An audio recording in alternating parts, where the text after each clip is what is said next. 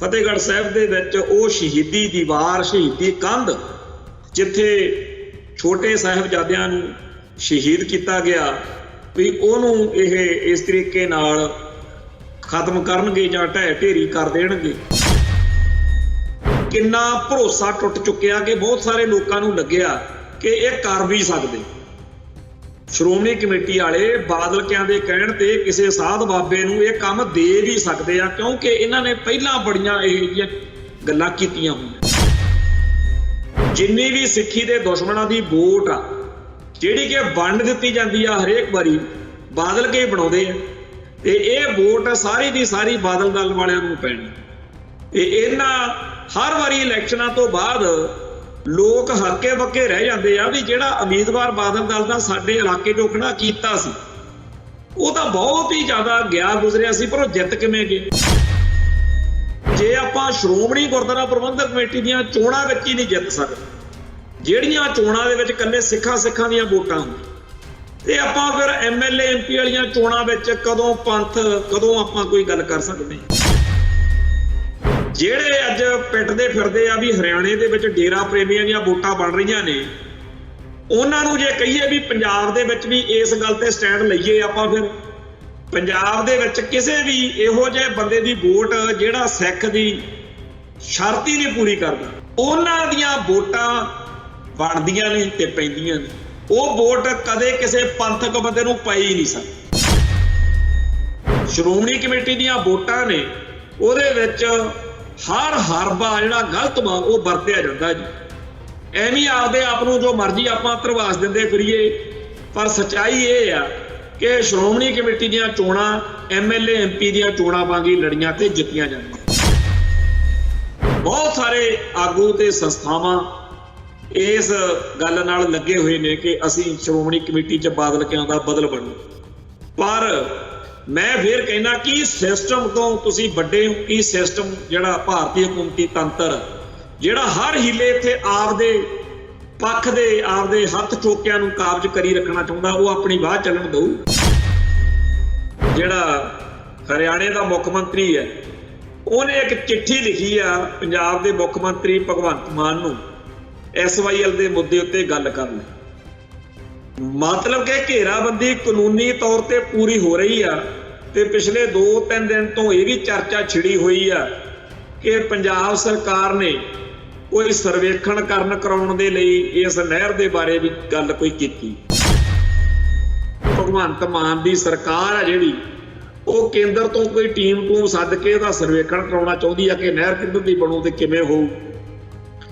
जे ये गल सच्ची निकली तो भगवंत मान बारे जिहड़ी गल असीं पहले दिन तो कहते जा रहे हैं आम आदमी पार्टी बारे कि यह सब तो घटिया साबित होना। TV 84 उत्ते प्रोग्राम खबर दी खबर देख रहा है सारे दर्शकों नूं मैं सरबजीत सिंह घुमान फतेह अर्ज करदा जी। वाहिगुरू जी का खालसा वाहिगुरू जी की फतेह।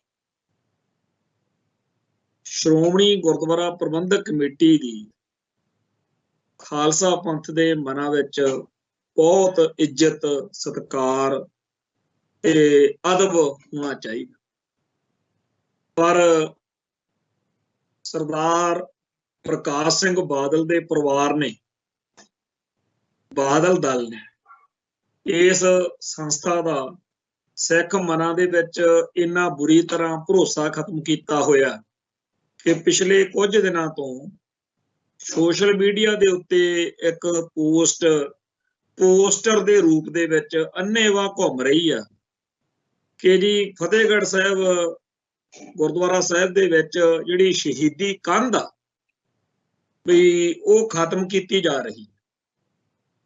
हुण श्रोमणी गुरुद्वारा प्रबंधक कमेटी ने जां इउं कहिए भी उत्थों दे मैनेजर गुरदीप सिंह ने पोस्ट पा के ये गल संगतां नूं स्पष्ट करनी चाहिए कि जी शहीदी कंध नूं ना ढाया गया ते ना ही कोई ढाउण दा इरादा आ ते ये पोस्ट जां ये अफवाह बिल्कुल बेबुनियाद ते झूठी फैलाई गई है। पर पिछले 3-4 दिन तो सिख समाज दे विच इस गल नूं सच मन के बहुत कुछ चंगा माड़ा लिखिया ਤੇ ਬੋਲਿਆ ਗਿਆ। ਅਸੀਂ ਵੀ ਅਕਸਰ ਸ਼੍ਰੋਮਣੀ ਗੁਰਦੁਆਰਾ ਪ੍ਰਬੰਧਕ ਕਮੇਟੀ ਦੇ ਕੰਮਾਂ ਦੀ ਆਲੋਚਨਾ ਕਰਦੇ ਰਹਿੰਦੇ ਹਾਂ। ਸਾਡੀ ਕੌਮ ਦੀ ਇਹ ਸੰਸਥਾ ਜਿਹ ਤੋਂ ਸਾਨੂੰ ਬੜੀਆਂ ਵੱਡੀਆਂ ਆਸਾਂ ਸੀ, ਆਸਾਂ ਤੇ ਪੂਰੀ ਨਹੀਂ ਉਤਰੀ, ਕਿਉਂਕਿ ਬਾਦਲ ਪਰਿਵਾਰ ਨੇ ਭਾਰਤ ਮਾਤਾ ਕੀ ਜੈ ਕਹਾਉਣ ਲਈ ਇਹ ਸੰਸਥਾ ਦੀ ਡਿਊਟੀ ਲਾਤੀ।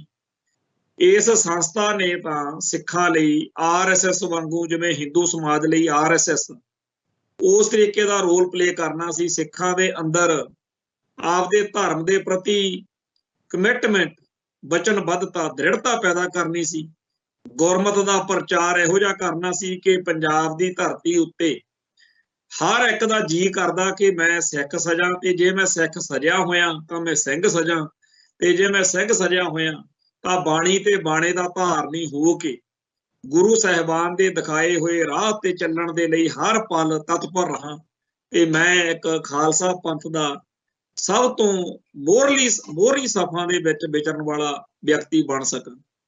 ਇਸ ਤਰੀਕੇ ਦੀ ਗੱਲ ਸ਼੍ਰੋਮਣੀ ਗੁਰਦੁਆਰਾ ਪ੍ਰਬੰਧਕ ਕਮੇਟੀ ਨੇ ਕਰਨੀ ਸੀ। ਪਰ ਜਿਹੜਾ ਕੁਝ ਸ਼੍ਰੋਮਣੀ ਕਮੇਟੀ ਕਰ ਰਹੀ ਆ ਉਹ ਸਾਡੇ ਸਾਹਮਣੇ ਆ। ਜਦੋਂ ਵੀ ਸ਼੍ਰੋਮਣੀ ਗੁਰਦੁਆਰਾ ਪ੍ਰਬੰਧਕ ਕਮੇਟੀ ਦੀਆਂ ਵੋਟਾਂ ਆਉਂਦੀਆਂ ਨੇ, ਚੋਣਾਂ ਆਉਂਦੀਆਂ ਨੇ, ਉਸ ਮੌਕੇ ਹਰ ਇੱਕ ਜਿਹੜਾ ਉਮੀਦਵਾਰ ਖੜਾ ਹੁੰਦਾ ਉਹਦੇ ਬਾਰੇ ਲਿਖਿਆ ਜਾਂਦਾ।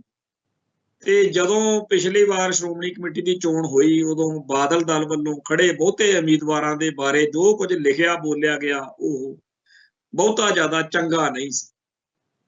ਸਿੱਖ ਰਹਿਤ ਮਰਿਆਦਾ ਤੇ ਜੇ ਪਹਿਰਾ ਦੇਣ ਦੀ ਗੱਲ ਆ, ਉਹ ਸ਼੍ਰੋਮਣੀ ਗੁਰਦੁਆਰਾ ਪ੍ਰਬੰਧਕ ਕਮੇਟੀ ਦੇ ਮੈਂਬਰਾਂ ਤੋਂ ਸਭ ਤੋਂ ਪਹਿਲਾਂ ਆਸ ਕੀਤੀ ਜਾਂਦੀ ਆ। ਪਰ ਜਦੋਂ ਉਹ ਲੋਕ ਸ਼੍ਰੋਮਣੀ ਕਮੇਟੀ ਦੇ ਮੈਂਬਰ ਬਣਨ ਜਿਹੜੇ ਸੰਤ ਗਿਆਨੀ ਜਰਨੈਲ ਸਿੰਘ ਜੀ ਖਾਲਸਾ ਭਿੱਡਰਾਂ ਵਾਲਿਆਂ ਦੀ ਗੋਦ ਦਾ ਨਿੱਘ ਮਾਨਣ ਦਾ, ਜਿਨ੍ਹਾਂ ਨੇ ਹਮੇਸ਼ਾ ਦਾਅਵਾ ਵੀ ਕੀਤਾ, ਤੇ ਫੈਡਰੇਸ਼ਨ ਵਰਗੀਆਂ ਸੰਸਥਾਵਾਂ ਜਿਹੜੀਆਂ ਭਾਈ ਅਮਰੀਕ ਸਿੰਘ ਦੀ ਛਤਰ ਛਾਇਆ ਹੇਠ ਬਹੁਤ ਉੱਚਾ ਲੰਮਾ ਸੰਘਰਸ਼ ਲੜਿਆ। ਸੋ ਭਾਈ ਅਮਰਜੀਤ ਸਿੰਘ ਚਾਵਲਾ ਵਰਗੇ ਜਦੋਂ ਚੁੰਨੀਆਂ ਮਾਤਾ ਦੀਆਂ ਲੈ ਕੇ ਜਗਰਾਤਿਆਂ 'ਚ ਹਾਜ਼ਰੀਆਂ ਭਰਦੇ ਫਿਰਨ, ਸ਼੍ਰੋਮਣੀ ਕਮੇਟੀ ਦੇ ਮੈਂਬਰ ਤਿਲਕ ਲਾ ਕੇ ਜਾਂ ਹੋਰ ਪੁੱਠੇ ਸਿੱਧੇ ਕੰਮ ਕਰਦੇ ਫਿਰਨ, ਫਿਰ ਹੋਰ ਕਿਸੇ ਤੋਂ ਕੀ ਆਸ ਕਰੀਏ। ਜੇ ਕੋਈ ਸਿੱਖ ਆਪਦੇ ਧਰਮ ਵਿੱਚ ਪਰਪੱਕ ਹੋਵੇ, ਉਹਦੇ ਉੱਤੇ ਪੂਰੇ ਖਾਲਸਾ ਪੰਥ ਨੂੰ ਫਖਰ ਹੁੰਦਾ, ਮਾਣ ਹੁੰਦਾ। ਤੇ ਜਦੋਂ ਕੋਈ ਸਿੱਖ ਬਹਾਨੇ ਲੱਭ ਕੇ ਦਲੀਲਾਂ ਤੇ ਤਰਕ ਦੇ ਝੁਚਰਾਂ ਨਾਲ ਕੋਈ ਇਧਰੋਂ ਉਧਰੋਂ ਗੱਲਾਂ ਮਾਰ ਕੇ ਇਹ ਸਾਬਤ ਕਰੇ ਕਿ ਸਿੱਖੀ ਵਿੱਚ ਪਰਪੱਕ ਹੋਣਾ ਕੋਈ ਬਹੁਤੀ ਵਧੀਆ ਗੱਲ ਨਹੀਂ ਹੁੰਦੀ, ਸਾਨੂੰ ਦੂਜਿਆਂ ਧਰਮਾਂ ਦਾ ਸਤਿਕਾਰ ਕਰਨਾ ਚਾਹੀਦਾ, ਮਤਲਬ ਕਿ ਹਿੰਦੂ ਧਰਮ ਦਾ ਸਤਿਕਾਰ ਕਰਨਾ ਚਾਹੀਦਾ।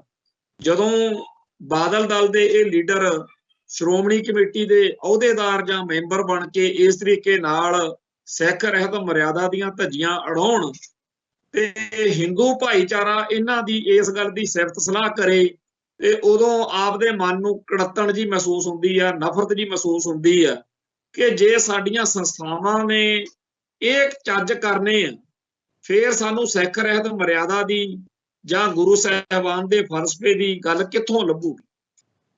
ਸੋ ਸੱਚੀ ਗੱਲ ਤਾਂ ਇਹ ਹੈਗੀ ਆ ਕਿ ਬਾਦਲ ਕਿਆਂ ਨੇ ਪੂਰੀਆਂ ਸਾਡੀਆਂ ਕੌਮ ਦੀਆਂ ਜਿਹੜੀਆਂ ਸੰਸਥਾਵਾਂ ਨੇ ਉਹਨਾਂ ਦਾ ਭਰੋਸਾ ਖਤਮ ਕਰ ਦਿੱਤਾ। ਹੁਣ ਆ ਜਿਹੜੀ ਗੱਲ ਜਿੱਥੋਂ ਆਪਾਂ ਸ਼ੁਰੂ ਕੀਤੀ, ਸਾਨੂੰ ਵੀ ਇਸ ਗੱਲ ਦਾ ਯਕੀਨ ਨਹੀਂ ਸੀਗਾ ਕਿ ਫਤਿਹਗੜ੍ਹ ਸਾਹਿਬ ਦੇ ਵਿੱਚ ਉਹ ਸ਼ਹੀਦੀ ਦੀਵਾਰ, ਸ਼ਹੀਦੀ ਕੰਧ, ਜਿੱਥੇ ਛੋਟੇ ਸਾਹਿਬਜ਼ਾਦਿਆਂ ਨੂੰ ਸ਼ਹੀਦ ਕੀਤਾ ਗਿਆ, ਵੀ ਉਹਨੂੰ ਇਹ ਇਸ ਤਰੀਕੇ ਨਾਲ ਖਤਮ ਕਰਨਗੇ ਜਾਂ ਢਹਿ ਢੇਰੀ ਕਰ ਦੇਣਗੇ। ਇਹ ਗੱਲ ਸਾਡੇ ਦਿਲ ਨੂੰ ਨਹੀਂ ਸੀ ਲੱਗੀ, ਇਸੇ ਕਰਕੇ ਅਸੀਂ ਇਹਦੇ ਤੇ ਚਰਚਾ ਵੀ ਨਹੀਂ ਕੀਤੀ। ਅੱਜ ਕਿਉਂ ਕੀਤੀ ਆ? ਅੱਜ ਸ਼੍ਰੋਮਣੀ ਕਮੇਟੀ ਦੀ 3-4 ਦਿਨਾਂ ਬਾਅਦੋਂ ਜਾਗ ਖੁੱਲੀ ਆ ਤੇ ਉਹਨਾਂ ਨੇ ਇਹਦਾ ਖੰਡਨ ਕੀਤਾ। ਅਸੀਂ ਵੀ ਇਹ ਸਮਝਦੇ ਆ ਕਿ ਇਹ ਜਿਹਨੇ ਵੀ ਝੂਠੀ ਅਫਵਾਹ ਫੈਲਾਈ ਆ ਉਹਨੇ ਬਹੁਤ ਮਾੜਾ ਕੀਤਾ, ਔਰ ਉਹਦਾ ਬਣਦਾ ਉਹਦੇ ਨਾਲ ਉਹਨੂੰ ਨਿਬੇੜਾ ਕਰਨਾ ਚਾਹੀਦਾ। ਜਿਹਨੇ ਇਹ ਝੂਠੀ ਗੱਲ ਫੈਲਾਈ ਆ ਉਹਨੂੰ ਛੱਡਣਾ ਨਹੀਂ ਚਾਹੀਦਾ। ਪਰ ਗੱਲ ਇਹਦੇ ਵਿੱਚ ਸਾਰੇ 'ਚ ਕੁਝ ਨੁਕਤੇ ਜਿਹੜੇ ਆਪਾਂ ਨੂੰ ਵਿਚਾਰਨ ਦੀ ਲੋੜ ਆ, ਉਹ ਇਹ ਆ ਕਿ ਕਿੰਨਾ ਭਰੋਸਾ ਟੁੱਟ ਚੁੱਕਿਆ ਕਿ ਬਹੁਤ ਸਾਰੇ ਲੋਕਾਂ ਨੂੰ ਲੱਗਿਆ ਕਿ ਇਹ ਕਰ ਵੀ ਸਕਦੇ। ਸ਼੍ਰੋਮਣੀ ਕਮੇਟੀ ਵਾਲੇ ਬਾਦਲ ਕਿਆਂ ਦੇ ਕਹਿਣ ਤੇ ਕਿਸੇ ਸਾਧ ਬਾਬੇ ਨੂੰ ਇਹ ਕੰਮ ਦੇ ਵੀ ਸਕਦੇ ਆ, ਕਿਉਂਕਿ ਇਹਨਾਂ ਨੇ ਪਹਿਲਾਂ ਬੜੀਆਂ ਇਹੋ ਜਿਹੀਆਂ ਗੱਲਾਂ ਕੀਤੀਆਂ ਹੋਈਆਂ। ਹੁਣ ਇਹ ਸੋਚੋ ਵੀ ਕਿੰਨਾ ਭਰੋਸਾ ਟੁੱਟਿਆ ਹੋਇਆ। ਕਿਉਂ ਸਿੱਖਾਂ ਨੂੰ ਇਹ ਯਕੀਨ ਹੋ ਗਿਆ ਵੀ ਇਹ ਸ਼ਹੀਦੀ ਦੀਵਾਰ ਮਿਟਾ ਸਕਦੇ? ਕਿਉਂਕਿ ਲੋਕਾਂ ਦਾ ਭਰੋਸਾ ਮੁੱਕਿਆ ਹੈ, ਭਰੋਸਾ ਖਤਮ ਕਰ ਚੁੱਕੇ ਆ ਇਹ ਲੋਕ। ਇਹ ਗੱਲ ਖੁਸ਼ ਹੋਣ ਵਾਲੀ ਨਹੀਂ ਹੈ, ਇਹ ਦੁੱਖ ਦੀ ਗੱਲ। ਸਾਡੀ ਸੰਸਥਾ ਦਾ ਭਰੋਸਾ ਕਿਉਂ ਟੁੱਟੇ? ਤੇ ਇਹ ਲੋਕ, ਇਹਨਾਂ ਨੇ ਤਾਂ ਚਲੇ ਜਾਣਾ। ਬਾਦਲ ਕਿਆਂ ਦਾ ਕੀ ਆ? ਇਦੋਂ ਪਹਿਲਾਂ 3600 ਆਏ, ਉਹਨਾਂ ਨੇ ਕੌਮ ਦੇ ਵਿੱਚ ਆਪਦਾ ਜਿਹੜਾ ਮਾਣ ਤਾਣ ਲਿਆ ਜਾਂ ਜੋ ਵੀ ਸੇਵਾ ਕੀਤੀ, ਅਖੀਰ ਉਹਨਾਂ ਨੇ ਧਰਤੀ ਤੋਂ ਚਲੇ ਜਾਣਾ ਹੁੰਦਾ। ਮਨੁੱਖ ਦਾ ਇੱਕ ਲਿਖਿਆ ਹੋਇਆ। ਪ੍ਰਕਾਸ਼ ਸਿੰਘ ਬਾਦਲ ਵੀ ਚਲੇ ਗਿਆ, ਇੱਦਾਂ ਸੁਖਬੀਰ ਬਾਦਲ ਚਲੇ ਜਾਊਗਾ। ਜਿਹੜੇ ਇਸ ਵੇਲੇ ਸੱਤਾ ਦੇ ਵਿੱਚ ਨੇ, ਸ਼੍ਰੋਮਣੀ ਕਮੇਟੀ ਦੇ ਉੱਤੇ, ਇਹਨਾਂ ਨੇ ਵੀ ਨਹੀਂ ਰਹਿਣਾ। ਅਖੀਰ ਤੇ ਹਰੇਕ ਸਰੀਰ ਦੀ ਇੱਕ ਲਿਖੀ ਹੁੰਦੀ ਹੈ ਨਾ, ਵੀ ਉਦੋਂ ਬਾਅਦ ਉਹਨੇ ਮਰ ਜਾਣਾ, ਖਤਮ ਹੋ ਜਾਣਾ। ਪਰ ਜੋ ਨੁਕਸਾਨ ਇਹ ਲੋਕ ਕਰ ਜਾਣਗੇ ਉਹ ਸਾਡੇ ਲਈ ਅਸਾ ਹੈ। ਸ਼੍ਰੋਮਣੀ ਗੁਰਦੁਆਰਾ ਪ੍ਰਬੰਧਕ ਕਮੇਟੀ, ਅਕਾਲ ਤਖਤ ਸਾਹਿਬ, ਸ਼੍ਰੋਮਣੀ ਅਕਾਲੀ ਦਲ ਤੇ ਹੋਰ ਜਿੰਨੀਆਂ ਸਿੱਖਾਂ ਦੀਆਂ ਸੰਸਥਾਵਾਂ ਨੇ, ਇਹ ਇਉਂ ਨਹੀਂ ਵੀ ਇੱਕ ਦਿਨ ਵਿੱਚ ਬਣ ਗਈਆਂ। ਇਹਨਾਂ ਦਾ ਇੱਕ ਬਹੁਤ ਵੱਡਾ ਇਤਿਹਾਸ ਆ ਸਾਰੀਆਂ ਸੰਸਥਾਵਾਂ ਦਾ।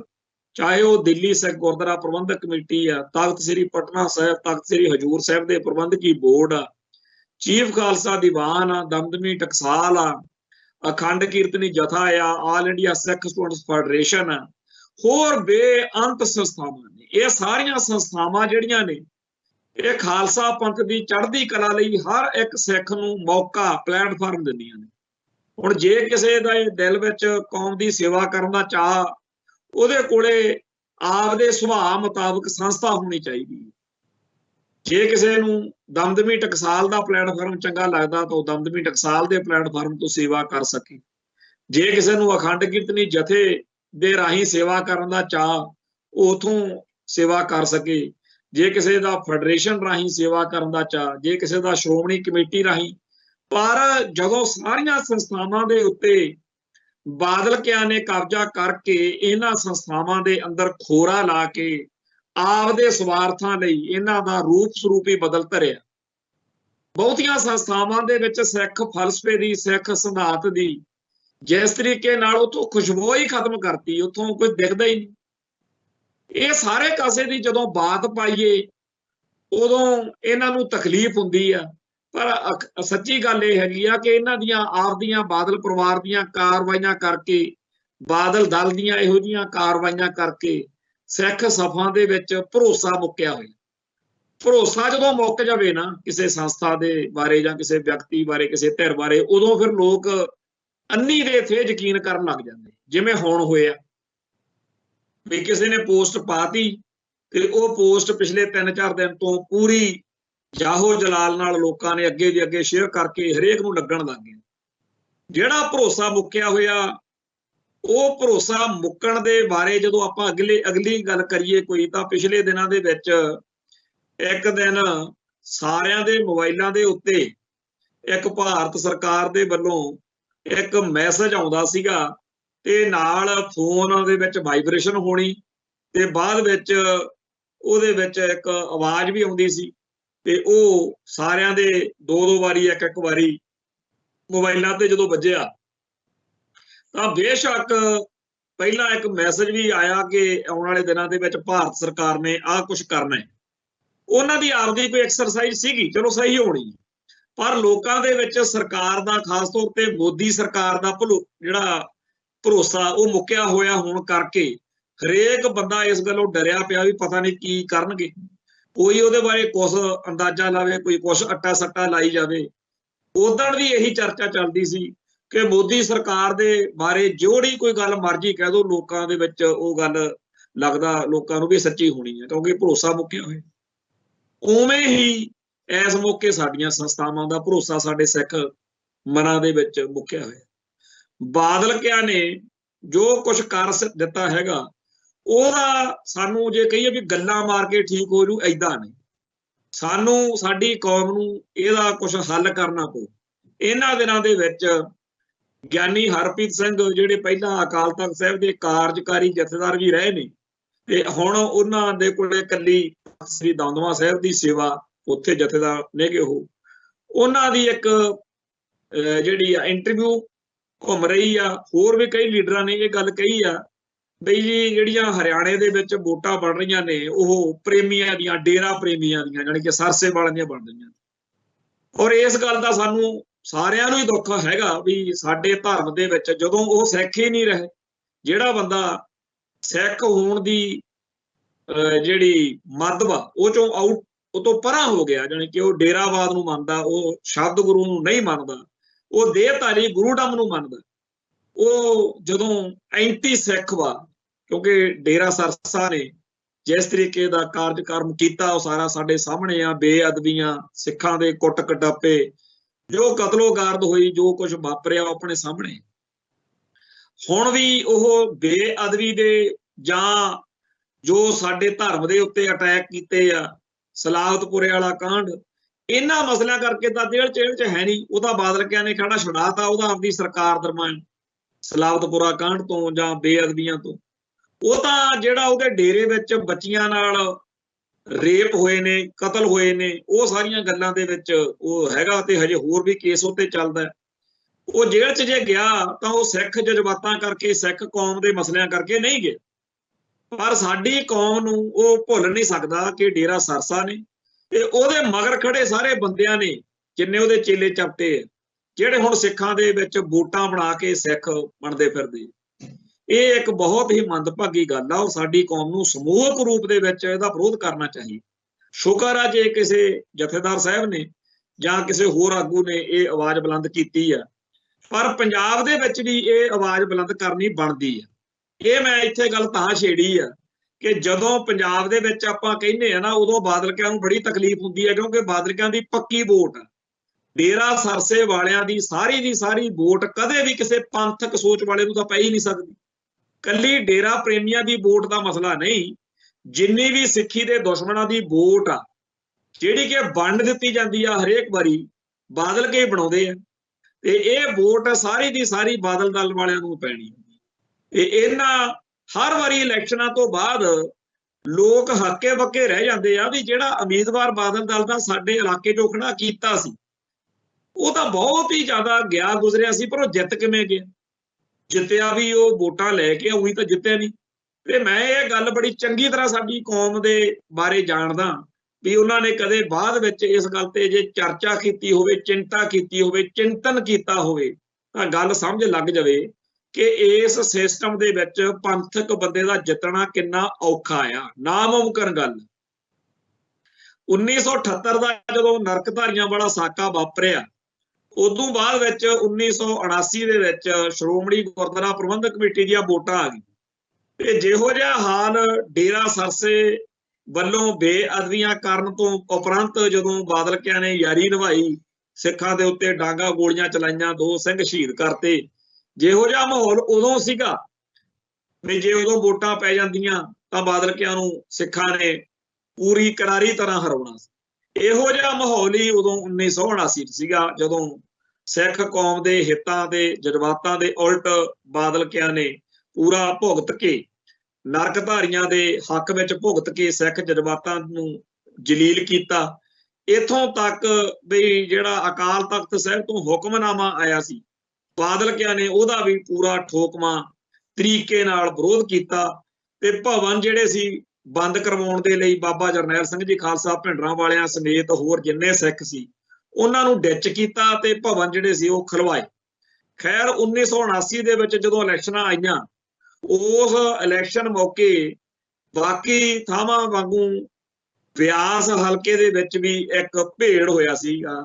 ਇਹ ਗੱਲ ਮੈਂ ਇਸ ਕਰਕੇ ਅੱਜ ਸਾਂਝੀ ਕਰਨ ਲੱਗਿਆ ਕਿਉਂਕਿ ਸਾਡੇ ਭਾਈਚਾਰੇ ਦੇ ਲੋਕਾਂ ਨੂੰ ਸਮਝ ਲੱਗ ਜਾਵੇ ਕਿ ਸ਼੍ਰੋਮਣੀ ਕਮੇਟੀ ਦੀਆਂ ਚੋਣਾਂ ਮੌਕੇ ਖੇਡ ਕੀ ਖੇਡੀ ਜਾਂਦੀ ਆ ਹਰੇਕ ਵਾਰੀ।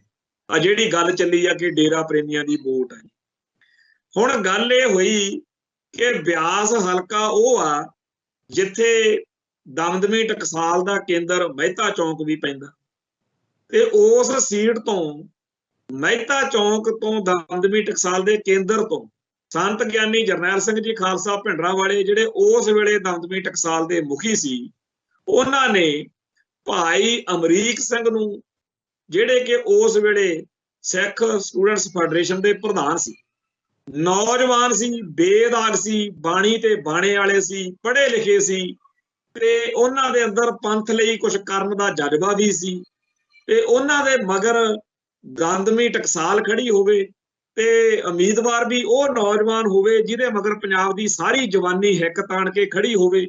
ਤੇ ਭਾਈ ਅਮਰੀਕ ਸਿੰਘ ਸੰਤ ਗਿਆਨੀ ਕਰਤਾਰ ਸਿੰਘ ਜੀ ਖਾਲਸਾ ਭਿੰਡਰਾਂ ਵਾਲਿਆਂ ਦੇ ਸਪੁੱਤਰ ਨੇ। ਤੋਂ ਇਸ ਕਰਕੇ ਵੀ ਮਹਿਤਾ ਚੌਂਕ ਦਾ, ਦਮਦਮੀ ਟਕਸਾਲ ਦਾ, ਫੈਡਰੇਸ਼ਨ ਦਾ ਤੇ ਸਿੱਖ ਨੌਜਵਾਨੀ ਦਾ ਤੇ ਖਾਸ ਤੌਰ ਤੇ ਉਮੀਦਵਾਰ ਦਾ ਆਪ ਦਾ ਪ੍ਰਭਾਵ ਵੀ ਇਹ ਸੀਟ ਤਾਂ ਲਾਜ਼ਮੀ ਭਾਈ ਅਮਰੀਕ ਸਿੰਘ ਜਿੱਤ ਜਾਣਗੇ। ਇਸ ਤਰੀਕੇ ਦੇ ਕਿਆਫੇ ਜਿਹੜੇ ਸੀ ਉਹ ਲਾਏ ਜਾ ਰਹੇ ਸੀ। ਬਾਦਲਕਿਆਂ ਨੇ ਉਸ ਮੌਕੇ ਵੀ ਉਮਰਾ ਨੰਗਲ, ਜਿਹਦਾ ਪੂਰਾ ਪਰਿਵਾਰ ਸਿੱਖੀ ਦੀਆਂ ਜੜ੍ਹਾਂ ਵੱਢਣ ਲਈ ਆ ਜਿਹੜਾ ਡੇਰਾ ਬਿਆਸ, ਮਾਫ ਕਰਨਾ, ਡੇਰਾ ਸਰਸੇ ਵਾਲਾ ਜਿਹੜਾ ਕਾਂਡ ਹੋਇਆ, ਇਹਦੇ ਵਿੱਚ ਵੀ ਸਾਰਿਆਂ ਨੂੰ ਪਤਾ ਪਰਮਰਾਜ ਸਿੰਘ ਉਮਰਾ ਨੰਗਲ ਦੀ ਕੀ ਕਰਤੂਤ ਆ, ਸੈਣੀ ਦੇ ਨਾਲ ਰਲ ਕੇ ਜੋ ਕੁਝ ਕੀਤਾ। ਸੋ ਉਮਰਾ ਨੰਗਲ ਨੂੰ ਭਾਈ ਅਮਰੀਕ ਸਿੰਘ ਦੇ ਮੁਕਾਬਲੇ ਉੱਤੇ ਅਕਾਲੀ ਦਲ ਨੇ ਉਮੀਦਵਾਰ ਬਣਾਇਆ, ਬਾਦਲ ਦਲ ਨੇ। ਤੇ ਜਿਹੜਾ ਕੁਝ ਉਸ ਮੌਕੇ ਹੋਇਆ ਉਹ ਇੱਥੇ ਸਤਿੰਦਰਪਾਲ ਸਿੰਘ ਕਪੂਰ ਦੀ ਕਿਤਾਬ ਆ ਅਨੋਖੇ ਰਤਨ ਸੰਤ ਭਿੰਡਰਾਂ ਵਾਲੇ, ਉਹਦੇ ਵਿੱਚ ਪੜ੍ਹ ਲਓ। ਹੋਰ ਵੀ ਬੜੇ ਥਾਵਾਂ ਤੇ ਉਸ ਬਿਆਸ ਹਲਕੇ ਦੀ ਇਲੈਕਸ਼ਨ ਦੇ ਬਾਰੇ ਵੇਰਵੇ ਮਿਲ ਸਕਦੇ ਆ। ਉਹ ਬੜਾ ਸਪਸ਼ਟਤਾ ਦੇ ਨਾਲ ਲਿਖਿਆ ਹੋਇਆ ਕਿ ਸਾਰੇ ਬਾਦਲ ਦਲ ਦਾ ਉਸ ਵੇਲੇ ਇਹੀ ਸੀ ਕਿ ਭਾਈ ਅਮਰੀਕ ਸਿੰਘ ਨੂੰ ਹਰਾਉਣਾ, ਪਰ ਇਹ ਗੱਲ ਭਾਈ ਅਮਰੀਕ ਸਿੰਘ ਨੂੰ ਹਰਾਉਣ ਤੱਕ ਨਹੀਂ ਸੀ, ਜਾਂ ਇਹ ਗੱਲ ਕੱਲੀ ਬਾਦਲ ਦਲ ਦੀ ਨਹੀਂ ਸੀ।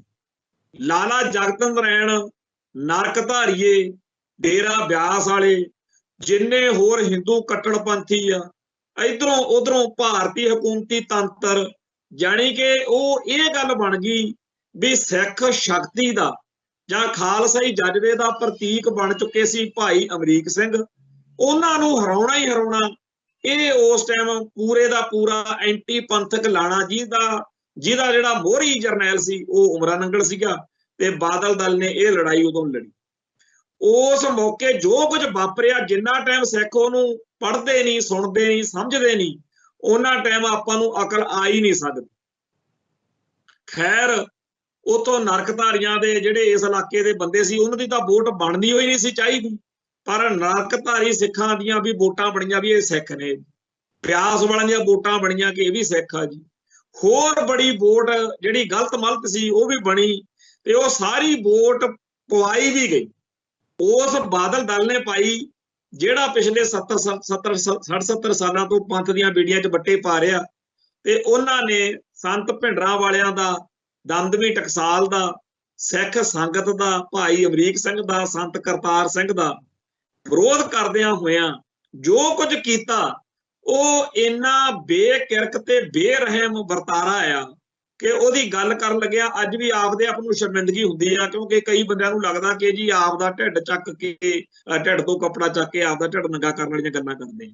ਸਾਨੂੰ ਇਹ ਮੱਤਾਂ ਦਿੱਤੀਆਂ ਜਾਂਦੀਆਂ ਨੇ ਕਿ ਜੀ ਤੁਸੀਂ ਬਸ ਖਾਲਿਸਤਾਨ ਜਾਂ ਪੰਥ ਦੇ ਦੁਸ਼ਮਣਾਂ ਬਾਰੇ ਬੋਲਿਆ ਕਰੋ, ਅੰਦਰੂਨੀ ਗੱਲਾਂ ਤੋਂ ਬਚਾ ਕਰਿਆ ਕਰੋ, ਪਰ ਰਹਿ ਨਹੀਂ ਹੁੰਦਾ ਜਦੋਂ ਸੱਚ ਵਾ ਜਿਹੜਾ ਉਹ ਸਾਹਮਣੇ ਲਿਆਉਣਾ ਬੜਾ ਜ਼ਰੂਰੀ ਹੈ।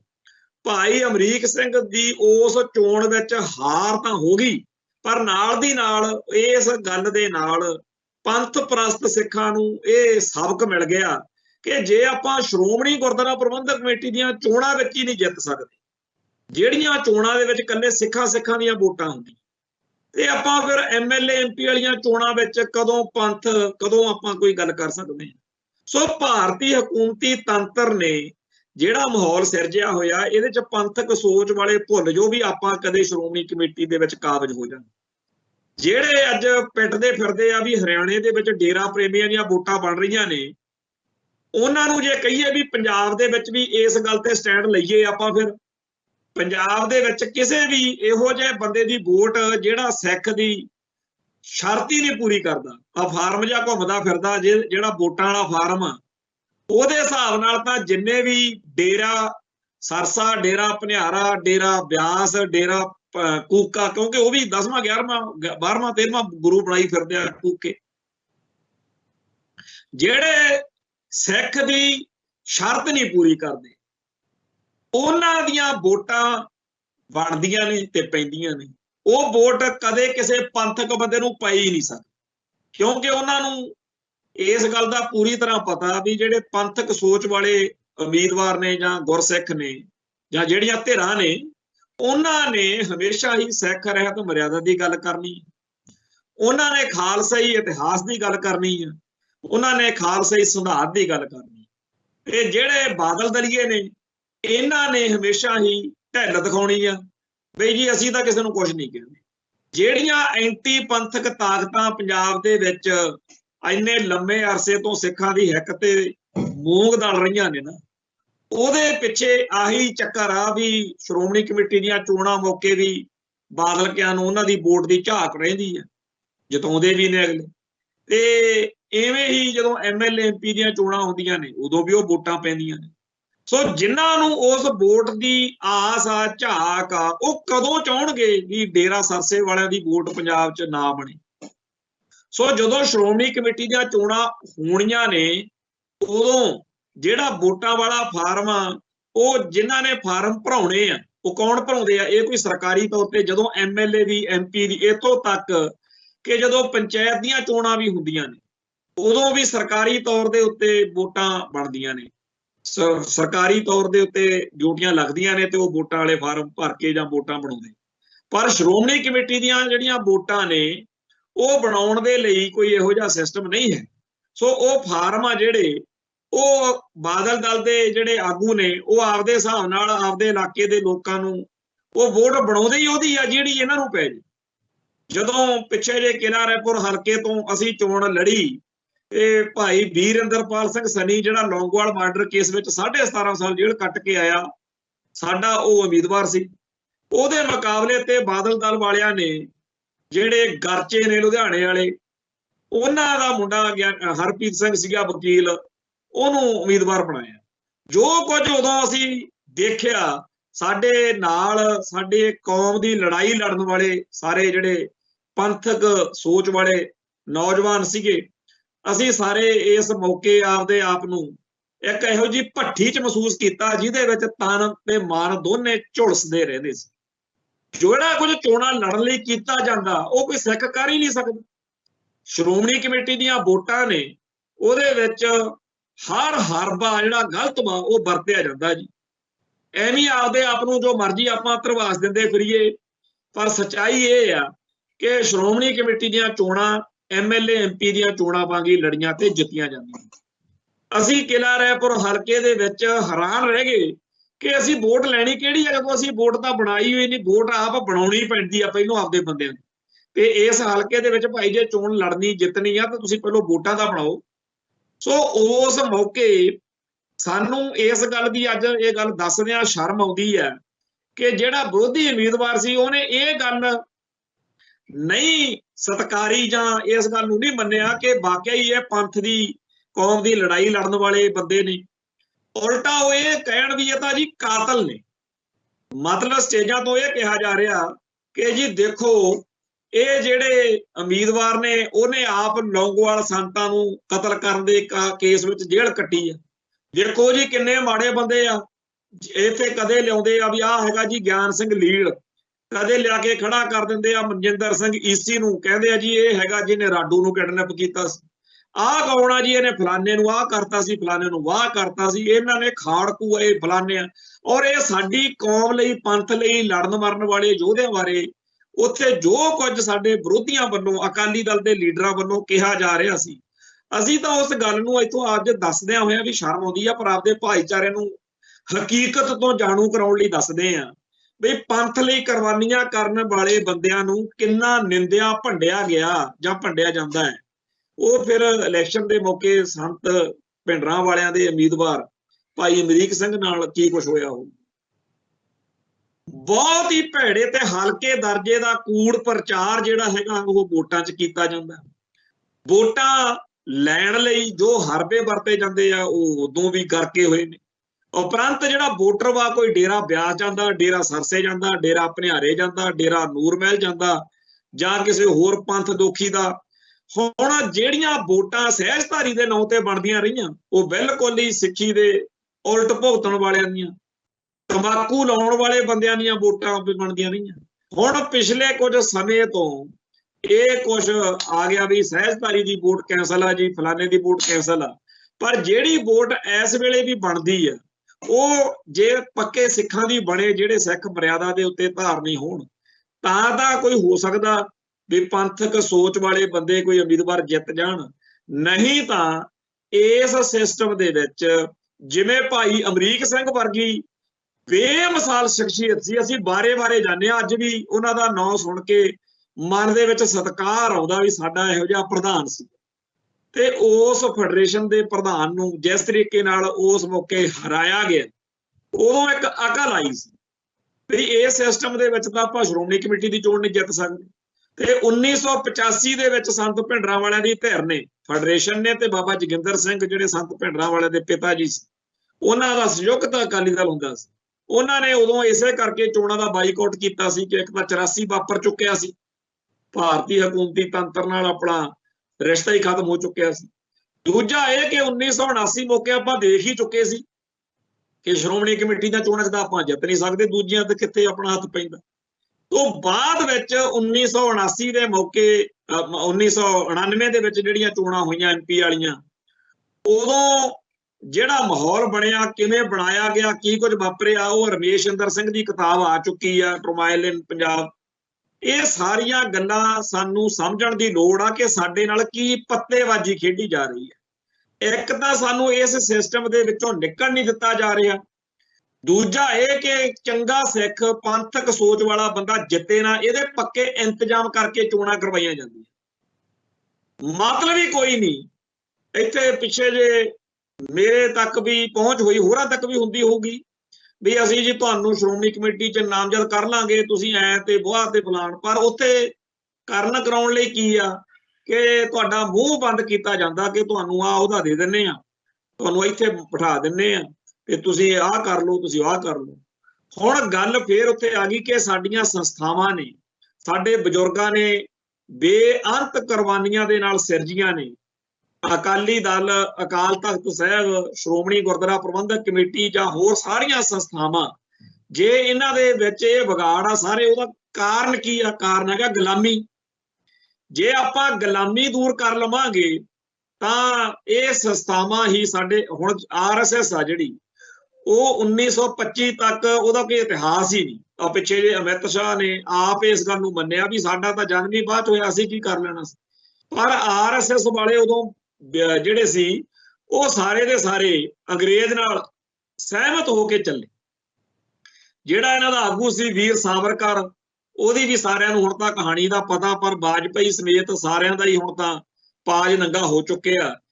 ਇਹਨਾਂ ਸਾਰਿਆਂ ਨੇ ਅੰਗਰੇਜ਼ਾਂ ਖਿਲਾਫ ਕਦੇ ਕੋਈ ਲੜਾਈ, ਕਦੇ ਕੋਈ ਸੰਘਰਸ਼ ਨਹੀਂ ਕੀਤਾ। ਉਲਟਾ ਇਹਨਾਂ ਲੋਕਾਂ ਨੇ ਬ੍ਰਾਹਮਣਵਾਦ ਦੀਆਂ ਜੜ੍ਹਾਂ ਮਜ਼ਬੂਤ ਕਰਨ ਦੀ ਉਦੋਂ ਪੂਰੀ ਗੱਲ ਕੀਤੀ। ਅਖੀਰ ਇਹਨਾਂ ਦੇ ਗੌਡਸੇ ਨੇ ਗਾਂਧੀ ਮਾਰਤਾ, ਉਪਰੰਤ ਮਾਹੌਲ ਬਦਲਦਾ ਗਿਆ, ਕਾਂਗਰਸ ਤੋਂ ਲੋਕ ਆਵਾਜ਼ਾਰ ਹੋ ਗਏ, ਹੁਣ ਇਹ ਸੱਤਾ 'ਚ ਆ ਗਏ, ਹੁਣ ਹਿੰਦੂ ਰਾਸ਼ਟਰ ਤੋਂ ਘੱਟ ਗੱਲ ਨਹੀਂ ਕਰਦੇ। RSS ਨੇ ਜਿਹੜਾ ਕੁਝ ਹਿੰਦੂ ਭਾਈਚਾਰੇ ਲਈ ਕੀਤਾ, ਉਹ ਕੁਝ ਸਾਡੇ ਲਈ ਸ਼੍ਰੋਮਣੀ ਕਮੇਟੀ ਨੇ ਕਰਨਾ ਸੀ, ਪਰ ਕੀ ਕੀਤਾ? ਅੱਜ ਸ਼੍ਰੋਮਣੀ ਗੁਰਦੁਆਰਾ ਪ੍ਰਬੰਧਕ ਕਮੇਟੀ ਦੇ ਆਪਦੇ ਮੈਂਬਰ, ਆਪਦੇ ਮੁਲਾਜ਼ਮ, ਉਹਨਾਂ ਦੇ ਪਰਿਵਾਰ, ਜਿਹੜਾ ਆਮ ਸਿੱਖ ਵਾ ਹੋ ਸਕਦਾ ਉਹਦਾ ਪਰਿਵਾਰ ਜਾਂ ਉਹ ਲੋਕ ਬਾਣੀ ਤੇ ਬਾਣੇ ਨਾਲ ਪੂਰੀ ਤਰ੍ਹਾਂ ਜੁੜੇ ਹੋ, ਪਰ ਸ਼੍ਰੋਮਣੀ ਕਮੇਟੀ ਦੇ ਆਪਦੇ ਮੈਂਬਰਾਂ ਦੇ, ਸ਼੍ਰੋਮਣੀ ਕਮੇਟੀ ਦੇ ਆਪਦੇ ਅਧਿਕਾਰੀਆਂ ਦੇ, ਮੁਲਾਜ਼ਮਾਂ ਦੇ ਬਾਰੇ ਲੋਕ 100 ਗੱਲਾਂ ਕਰਦੇ। ਹੁਣ ਇੱਥੇ ਆ ਕੇ ਸਾਨੂੰ ਚੁੱਪ ਕਰਨਾ ਪੈਂਦਾ ਕਿਉਂਕਿ ਹੈ ਤਾਂ ਆਪਦੇ ਬੰਦੇ ਆ ਨਾ, ਆਪਦੀ ਕੌਮ ਆ ਸਾਡੀ। ਪਰ ਇਹ ਗੱਲ ਕਿ ਇਹਨਾਂ ਕਾਰਨਾਂ ਕਰਕੇ ਸ਼੍ਰੋਮਣੀ ਕਮੇਟੀ ਦਾ ਭਰੋਸਾ ਖਤਮ ਹੋ ਗਿਆ। ਬਾਦਲ ਕਿਆ ਨੇ, ਅਕਾਲੀ ਲੀਡਰਾਂ ਨੇ ਭਾਰਤ ਮਾਤਾ ਕੀ ਜੈ ਕਹਿਣੀ ਛੱਡੀ ਨਹੀਂ। 1984 ਤੋਂ ਬਾਅਦ ਸਾਡਾ ਪੂਰੀ ਤਰ੍ਹਾਂ ਇੱਕ ਵਾਰੀ ਲਿੰਕ ਟੁੱਟ ਗਿਆ ਸੀ, ਪਰ ਉਹ ਸਾਰੀ ਗੱਲ ਦੇ ਉੱਤੇ ਦੁਬਾਰਾ ਸਾਨੂੰ ਉਸੇ ਭਾਰਤ ਨਾਲ ਨਰੜ ਦਿੱਤਾ ਜਿਹੜਾ ਸਾਡੀ ਹੋਂਦ ਹਸਤੀ ਦਾ ਵੈਰੀ। ਹੁਣ ਕੱਲਾ ਇਹ ਨਹੀਂ ਕਿ ਬੰਦੇ ਮਾਰ ਕੇ ਹੀ ਕੌਮ ਮਾਰੀ ਜਾਂਦੀ ਆ, ਸੰਸਥਾਵਾਂ ਦਾ ਕਤਲ ਕਰਕੇ, ਸੰਸਥਾਵਾਂ ਦੇ ਉੱਤੇ ਆਪਦੇ ਗੁਲਾਮ ਬਿਠਾ ਕੇ ਵੀ ਇੱਥੇ ਕੌਮਾਂ ਮਾਰੀਆਂ ਜਾਂਦੀਆਂ ਨੇ। ਸਾਡੀ ਕੌਮ ਦੇ ਨਸਲਕੁਸ਼ੀ ਦੇ ਹਜ਼ਾਰਾਂ ਢੰਗ ਤਰੀਕੇ ਨੇ। ਇੱਕ ਤਰੀਕਾ ਆ ਵੀ ਆ ਕਿ ਐਂਟੀ ਪੰਥਕ ਬੰਦਿਆਂ ਦੀਆਂ ਵੋਟਾਂ ਨਾਲ ਐਂਟੀ ਪੰਥਕ ਸੋਚ ਵਾਲੇ ਬੰਦਿਆਂ ਨੂੰ ਜਿਤਾ ਕੇ ਸ਼੍ਰੋਮਣੀ ਕਮੇਟੀ 'ਚ ਬਿਠਾਓ ਤੇ ਉਹਨਾਂ ਰਾਹੀਂ ਕੌਮ ਦਾ ਘਾਣ ਕਰਵਾਓ, ਜਿਹੜਾ ਕਿ ਹੋ ਰਿਹਾ। ਹੁਣ ਆ ਜਾਓ ਅਗਲੀ ਗੱਲ ਤੇ, ਬਈ ਰੌਲਾ ਪੈਂਦਾ ਸੀ ਵੀ ਉੱਥੇ ਜੀ ਸ਼ਹੀਦੀ ਦੀਵਾਰ ਢਾਹ ਦਿੱਤੀ। ਕਈਆਂ ਨਾਲ ਚਰਚਾ ਹੋਈ, ਮੈਂ ਆਖਿਆ ਯਾਰ ਇੰਨੇ ਕਰਕੇ ਹੋਏ ਤਾਂ ਲੱਗਦੇ ਨਹੀਂ ਹੈਗੇ। ਉਹ ਸਾਰੇ ਬੰਦੇ ਪੂਰੀ ਦ੍ਰਿੜਤਾ ਨਾਲ ਅੱਗੇ ਕਹਿਣਗੇ ਛੱਡੋ ਘਮਾਣ ਜੀ, ਤੁਹਾਨੂੰ ਨਹੀਂ ਪਤਾ ਇਹ ਬੰਦਿਆਂ ਨੇ ਫਲਾਣੇ ਥਾਂ ਤੇ ਆਹ ਨਹੀਂ ਕੀਤਾ, ਉਹ ਨਹੀਂ ਕੀਤਾ। ਜਿਹੜੀਆਂ ਉਹ ਗੱਲਾਂ ਕਹਿਣ ਉਹਨਾਂ ਦਾ ਜਵਾਬ ਕੋਈ ਨਹੀਂ। ਵਾਕਿਆ ਹੀ ਖਾਲਸਾ ਪੰਥ ਦੀਆਂ ਬਹੁਤ ਸਾਰੀਆਂ ਇਤਿਹਾਸਿਕ ਵਿਰਾਸਤਾਂ ਜਿਹੜੀਆਂ ਨੇ ਉਹ ਸ਼੍ਰੋਮਣੀ ਕਮੇਟੀ ਰਾਹੀਂ ਖਤਮ ਹੋਈਆਂ ਨੇ। ਵਾਕਿਆ ਹੀ ਸਾਡਾ ਹੋਰ ਤਾਂ ਹੋਰ ਜਿਹੜਾ 84 ਦੇ ਦਰਬਾਰ ਸਾਹਿਬ ਦੇ ਹਮਲੇ ਦੇ ਉੱਤੇ ਮੁਆਵਜ਼ੇ ਦਾ ਕੇਸ ਬਣਾਇਆ ਸੀ, ਉਹ ਸਾਡੇ ਸਾਹਮਣੇ, ਉਹਦਾ ਕੋਈ ਹਸ਼ਰ। ਫਿਰ ਪਾਵਨ ਸਰੂਪਾਂ ਦੇ ਘਬਲੇ ਜਿਹੜਾ ਹੋਇਆ, ਉਹਦਾ ਕਿੰਨਾ ਕੁਛ ਹੋਇਆ ਪਿੱਛੇ ਜੇ ਤੇ ਲੜਾਈ ਪੜਾਈ ਚੱਲੀ। ਪਰ ਗੱਲ ਇਹ ਹੈ ਕਿ ਜਿਹੜੇ ਲੋਕ ਇਸ ਸਿਸਟਮ ਦੇ ਵਿੱਚ ਸੁਧਾਰ ਕਰਨ ਦੇ ਲਈ ਚਾਹੁੰਦੇ ਆ ਵੀ ਜੇ ਉਦੋਂ ਵੋਟਾਂ ਆਉਣਗੀਆਂ ਤੇ ਆਪਾਂ ਇਲੈਕਸ਼ਨ ਲੜਾਂਗੇ ਤੇ ਇਹ ਕਰਾਂਗੇ ਆਹ ਕਰਾਂਗੇ, ਉਹਨਾਂ ਦੀ ਇਮਾਨਦਾਰੀ ਤੇ ਕੋਈ ਸ਼ੱਕ ਨਹੀਂ। ਬਹੁਤ ਸਾਰੇ ਆਗੂ ਤੇ ਸੰਸਥਾਵਾਂ ਇਸ ਗੱਲ ਨਾਲ ਲੱਗੇ ਹੋਏ ਨੇ ਕਿ ਅਸੀਂ ਸ਼੍ਰੋਮਣੀ ਕਮੇਟੀ 'ਚ ਬਾਦਲ ਕਿਆਂ ਦਾ ਬਦਲ ਬਣੂ। ਪਰ ਮੈਂ ਫਿਰ ਕਹਿਣਾ ਕਿ ਸਿਸਟਮ ਤੋਂ ਤੁਸੀਂ ਵੱਡੇ ਹੋ। ਕਿ ਸਿਸਟਮ ਜਿਹੜਾ ਭਾਰਤੀ ਹਕੂਮਤੀ ਤੰਤਰ ਜਿਹੜਾ ਹਰ ਹੀਲੇ ਇੱਥੇ ਆਪਦੇ ਪੱਖ ਦੇ ਆਪਦੇ ਹੱਥ ਠੋਕਿਆਂ ਨੂੰ ਕਾਬਜ਼ ਕਰੀ ਰੱਖਣਾ ਚਾਹੁੰਦਾ, ਉਹ ਆਪਣੀ ਬਾਹ ਚੱਲਣ ਦਊਗਾ। ਸੰਤ ਗਿਆਨੀ ਜਰਨੈਲ ਸਿੰਘ ਜੀ ਖਾਲਸਾ ਭਿੰਡਰਾਂ ਵਾਲੇ ਸਦੀ ਦੇ ਮਹਾਨ ਸਿੱਖ ਐਲਾਨੇ ਗਏ। ਉਹਨਾਂ ਦਾ ਥਾਪੜਾ ਸੀ ਭਾਈ ਅਮਰੀਕ ਸਿੰਘ। ਬੜੀ ਵੱਡੀ ਸ਼ਖਸੀਅਤ ਸੀ ਸੰਤ ਭਿੰਡਰਾਂ ਵਾਲੇ, ਬੜੀ ਵੱਡੀ ਸ਼ਖਸੀਅਤ ਸੀ ਭਾਈ ਅਮਰੀਕ ਸਿੰਘ। ਤੇ ਉਮਰਾਂ ਨੰਗਲ ਵਰਗੇ ਬੰਦੇ ਤੋਂ ਹਰਵਾਏ ਅਗਲੇ। ਇਹ ਸੋਚ ਲਓ। ਹੁਣ ਅਗਲੇ ਮਸਲੇ ਵੱਲ ਆਈਏ ਕਿ ਸਾਡੇ ਬੰਦਿਆਂ ਨੂੰ ਲੱਗਦਾ ਕਿ SYL ਦਾ ਮਸਲਾ ਸ਼ਾਇਦ ਸੌਖਾ ਹੀ ਆ, ਪਰ ਨਹੀਂ। ਜਿਹੜਾ ਖੱਟੜ ਆ, ਜਿਹੜਾ ਹਰਿਆਣੇ ਦਾ ਮੁੱਖ ਮੰਤਰੀ ਹੈ, ਉਹਨੇ ਇੱਕ ਚਿੱਠੀ ਲਿਖੀ ਆ ਪੰਜਾਬ ਦੇ ਮੁੱਖ ਮੰਤਰੀ ਭਗਵੰਤ ਮਾਨ ਨੂੰ SYL ਦੇ ਮੁੱਦੇ ਉੱਤੇ ਗੱਲ ਕਰਨ ਲਈ। ਮਤਲਬ ਕਿ ਘੇਰਾਬੰਦੀ ਕਾਨੂੰਨੀ ਤੌਰ ਤੇ ਪੂਰੀ ਹੋ ਰਹੀ ਆ। ਤੇ ਪਿਛਲੇ 2-3 ਦਿਨ ਤੋਂ ਇਹ ਵੀ ਚਰਚਾ ਛਿੜੀ ਹੋਈ ਆ ਕਿ ਪੰਜਾਬ ਸਰਕਾਰ ਨੇ ਕੋਈ ਸਰਵੇਖਣ ਕਰਾਉਣ ਦੇ ਲਈ ਇਸ ਨਹਿਰ ਦੇ ਬਾਰੇ ਵੀ ਗੱਲ ਕੋਈ ਕੀਤੀ। ਜੇ ਇਹ ਗੱਲ ਸੱਚੀ ਆ, ਜੇ ਵਾਕਿਆ ਹੀ ਭਗਵੰਤ ਮਾਨ ਨੇ, ਪੰਜਾਬ ਸਰਕਾਰ ਨੇ SYL ਨਹਿਰ ਦੇ ਸਰਵੇਖਣ ਲਈ ਕੋਈ ਸਿਸਟਮ ਜਿਹਾ ਬਣਾਇਆ, ਤਾਂ ਇਹ ਗੱਲ 1 ਨਵੰਬਰ ਵਾਲੇ ਤਾਂ ਦਿਨ ਰਹਿ ਨਹੀਂ ਗਏ। 15-20 ਦਿਨ ਦੇ ਵਿੱਚ ਗੱਲ ਨੰਗੀ ਹੋ ਜਾਣੀ ਆ। ਤੇ ਜਿਵੇਂ ਕਹਿੰਦੇ ਹੁੰਦੇ ਆ ਵੀ ਨਾਈਆ ਵਾਲ ਕਿੱਡੇ ਕਿੱਡੇ, ਕਹਿੰਦਾ ਤੇਰੇ ਸਾਹਮਣੇ ਹੀ ਆ ਜਾਣੇ ਆ। ਸੋ ਅੱਜ ਦੀ ਤਰੀਕ ਵਿੱਚ ਆਮ ਆਦਮੀ ਪਾਰਟੀ ਦੇ ਹਮਾਇਤੀ ਕਹਿੰਦੇ ਆ ਵੀ ਇਹ ਗੱਲ ਗਲਤ ਵਾ, ਪਰ ਬਹੁਤ ਸਾਰੇ ਲੋਕਾਂ ਨੂੰ ਇਸ ਗੱਲ ਦਾ ਯਕੀਨ ਆ ਕਿ ਭਗਵੰਤ ਮਾਨ ਦੀ ਸਰਕਾਰ ਆ ਜਿਹੜੀ, ਉਹ ਕੇਂਦਰ ਤੋਂ ਕੋਈ ਟੀਮ ਸੱਦ ਕੇ ਉਹਦਾ ਸਰਵੇਖਣ ਕਰਾਉਣਾ ਚਾਹੁੰਦੀ ਆ ਕਿ ਨਹਿਰ ਕਿੱਧਰ ਦੀ ਬਣੂ ਤੇ ਕਿਵੇਂ ਹੋਊ। ਜੇ ਇਹ ਗੱਲ ਸੱਚੀ ਨਿਕਲੀ ਤਾਂ ਭਗਵੰਤ ਮਾਨ ਬਾਰੇ ਜਿਹੜੀ ਗੱਲ ਅਸੀਂ ਪਹਿਲੇ ਦਿਨ ਤੋਂ ਕਹਿੰਦੇ ਆ ਰਹੇ ਹਾਂ ਆਮ ਆਦਮੀ ਪਾਰਟੀ ਬਾਰੇ, ਕਿ ਇਹ ਸਭ ਤੋਂ ਘਟੀਆ ਸਾਬਤ ਹੋਣਗੇ।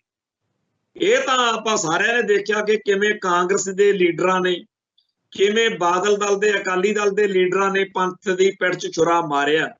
ਪਰ ਜੋ ਇਹ ਲੋਕ ਨੇ, ਕਿਉਂਕਿ ਇਹਨਾਂ ਨੂੰ ਤਾਂ ਪੰਜਾਬ ਨਾਲ, ਪੰਥ ਨਾਲ ਕੋਈ ਸ਼ਰਮ ਹਿਆ ਹੈ ਹੀ ਨਹੀਂ। ਬਾਦਲ ਕਿਆਂ ਨੂੰ ਫੇਰ ਕਿਤੇ ਨਾ ਕਿਤੇ ਹੁੰਦੀ ਸੀ, ਕਾਂਗਰਸ ਵਾਲਿਆਂ ਨੂੰ ਇਹ ਹੁੰਦੀ ਸੀ ਵੀ ਜੇ ਕਿਤੇ ਬਾਦਲ ਕਿਆਂ ਤੋਂ ਲੋਕ ਆਵਾਜ਼ਾਰ ਹੋਏ ਸਾਡੇ ਵੱਲ ਆਉਣਗੇ, ਸਾਨੂੰ ਵੋਟਾਂ ਪਾਉਣਗੇ। ਇਹ ਤਾਂ ਹੁਣ ਇਸ ਵਾਰ ਜੋ ਕੁਝ ਕਰ ਰਹੇ ਨੇ, ਇਹਨਾਂ ਨੂੰ ਤਾਂ ਐਂ ਲੱਗਦਾ ਜਿਵੇਂ ਕਿਤੇ ਪੰਜਾਬ 'ਚ ਮੁੜ ਕੇ ਇਲੈਕਸ਼ਨ ਜਿੱਤਣੀ ਨਾ ਹੋਵੇ, ਕਿਤੇ ਖੜਨਾ ਹੀ ਨਾ ਹੋਵੇ। ਆਮ ਆਦਮੀ ਪਾਰਟੀ ਨੇ, ਭਗਵੰਤ ਮਾਨ ਨੇ ਪੰਜਾਬ ਅਤੇ ਪੰਥ ਦਾ ਭੋਰਾ ਹੀ ਫਿਕਰ ਕਰਨਾ ਛੱਡਿਆ। ਹਾਂ, ਫੜਫੂਲੀਆਂ ਬੜੀਆਂ ਨੇ, ਬੋਰਡ ਬੜੇ ਲੱਗੇ ਹੋਏ ਨੇ, ਐਡਵਰਟਾਈਜ਼ਮੈਂਟ ਬਹੁਤ ਆ, ਪਰ ਇਹ ਸਾਰੀ ਗੱਲ ਦੇ ਵਿੱਚ ਸਾਡੇ ਲਈ ਇਹ ਚਿੰਤਾ ਦੀ ਗੱਲ ਆ ਕਿ ਫੌਜ ਲਾ ਕੇ, ਪੁਲਿਸ ਲਾ ਕੇ, ਲਾਠੀ ਚਾਰਜ ਕਰਕੇ ਇਹ ਸਿਆਸੀ ਭਲਵਾਨਾਂ ਦੀ ਤਾਂ ਚੌਧਰ ਬਣ ਜਾਣੀ ਆ। ਜਦੋਂ ਬਾਦਲ ਨੂੰ ਚੱਕ ਕੇ ਅੰਦਰ ਮਾਰਿਆ ਸੁਖਬੀਰ ਨੂੰ, ਉਹਨੇ ਕਹਿਣਾ ਦੇਖਿਆ ਜੀ ਮੇਰੀ ਕਿੱਡੀ ਕੁਰਬਾਨੀ। ਪਰ ਪੰਜਾਬ ਦੇ ਪਾਣੀ ਬਚਾਉਣ ਦੀ ਲੜਾਈ ਫੇਰ ਕਿਹਨੇ ਲੜਨੀ ਆ? ਉਹ ਪੰਜਾਬ ਦੇ ਸੂਰਮੇ ਪੁੱਤ ਜਿਨ੍ਹਾਂ ਨੇ ਇਸ ਲੜਾਈ ਨੂੰ ਅੱਗੇ ਤੋਰਨਾ ਸੀ, ਉਹਨਾਂ ਬਾਰੇ ਦਿੱਲੀ ਵਾਲੇ ਸੋਚਦੇ ਆ ਕਿ ਅੱਧੇ ਕੁ ਤਾਂ ਅਸੀਂ ਨਸ਼ੇ ਨੁਸ਼ੇ ਦੇ ਰਾਹ ਤੋਰੇ ਹੋਏ ਨੇ, ਅੱਧੇ ਕੁ ਬਾਹਰ ਨੂੰ ਤੋਰਤੇ ਵੀ ਬਾਹਰ ਜਾਓ ਜੀ ਕੈਨੇਡਾ ਅਮਰੀਕਾ।